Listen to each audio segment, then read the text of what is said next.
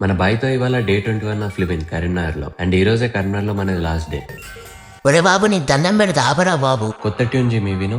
ఏందిరా అట్టెళ్ళిపోతున్నావు? ఇంటికొచ్చిన కాడి నుండి గడ్డం బాగా పెరిగిపోయింది. సెలూన్ షాప్ కి పోతే వాడు ఎట్లా వేసి ఖరాబ్ చేస్తాడు. మళ్ళీ హీరో లెక్కున్నావు అంటాడు. మరీ మనకి హీరోలా ఉండడం ఎందుకని నేనే ట్రిమ్ చేసుకున్నా. నువ్వు వేసుకున్న హీరో లెక్కనే ఉన్నావు బాయ్. ఇంకా పాలు తీసుకురావడానికి బయటకు వెళ్ళినా అట్లనే బాసుండి అనిపించింది. అదొక డబ్బు వేసుకొని బాయ్ది బ్లడ్ రిపోర్ట్ వచ్చిండే. చూసి షాంపూ కూడా తీసుకొని ఇంటికి వచ్చేసిన. వచ్చినాక బాయ్కి స్నానం చేపించి స్టార్ట్ చేసిన. మొన్ననే వేపించినావు కదా బాయ్, మళ్ళెందుకు? చేపించిన వెంటనే దుమ్లోకి ఎవరు వెళ్ళమన్నారు బాయ్ నిన్ను. సర్లే గాని అక్కడ మంచిగా రుద్దు, నాకెట్లాగో రుద్దుకోరాదు. స్నానం అయిపోయింది. ఇంకేమైనా ఉంటే ఎక్కువ బాయ్ చేస్తా. ఆ టవల్ వేసుకొచ్చి నీట్గా చూడు. ఇక తుడుచుకోవచ్చు మీ నువ్వే. నేను చూడమన్నా బాయ్, తుడుచుకుంటా అనిలే. వీడికి మంచిగా హెయిర్ డ్రై చేసి నేను కూడా స్నానం చేసి హెయిర్ కేర్ చేసుకుని రెడీ అయిపోయినా. పోయేటప్పుడు కూడా వదిలావు బాయ్ నన్ను. ఊరికే ఇక్కడ లాస్ట్ లో అలా టచ్ ఇద్దామని. పోయేటప్పుడు మమ్మీ రోజు జిమ్మి అడిగి పెట్టినట్టే నాకు కూడా ఫుడ్ పెట్టింది. బాయ్ అది కూడా నాదే బాయ్, మిస్టేక్ లో నీకు ఇచ్చింది. మామిడికి దాక్కొని తిని సామాన్లన్నీ చదివిన. వద్దంటే మా మమ్మీ డబ్బా నిండా అప్పాలు పెట్టింది. ఇట్లయితే నా ట్రాన్స్ఫర్మేషన్ ఎప్పుడైతుందో ఏందో. ఈ లాస్ట్ బాక్స్ లో ఏమున్నాయి ఒక సస్పెన్స్. ఇది మీకు వెళ్ళినాక అన్బాక్స్ చేసి చూపిస్తా. అన్ని డబ్బాలు ప్యాక్ అయిపోయినాక పట్టుకుపోయి డిక్కీలో పెట్టిన. ఆగు బాయ్, ఈ రోజు నేను డ్రైవ్ చేస్తా.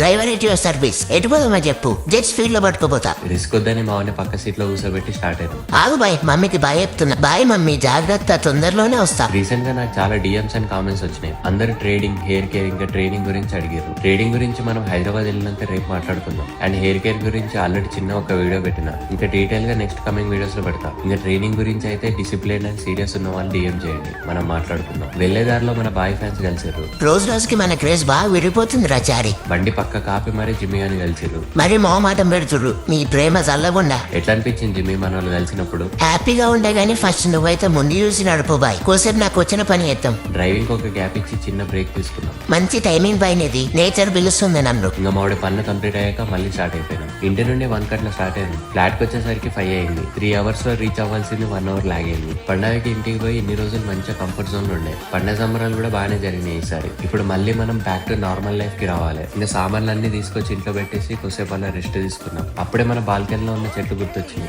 లేచి వాటి పరిస్థితి చూడడానికి పోయినా. అన్ని బాగానే ఉన్నాయి కానీ ఒక్కటి మాత్రం ఎండిపోయింది. ఏంది బాయ్ ఇంత రెస్పాన్సిబుల్ గా ఉంటే ఎలా?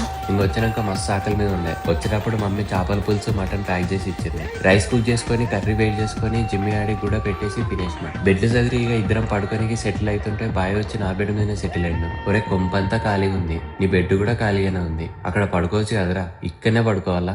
ఎక్కడైతే ఏముంది లే బాయ్, మొత్తం మనదే. ఇంకెట్లనో అట్లా వాడిని బెడ్ మీద సెట్ చేసి పడుకున్నాం. శివరాత్రి గాయస్.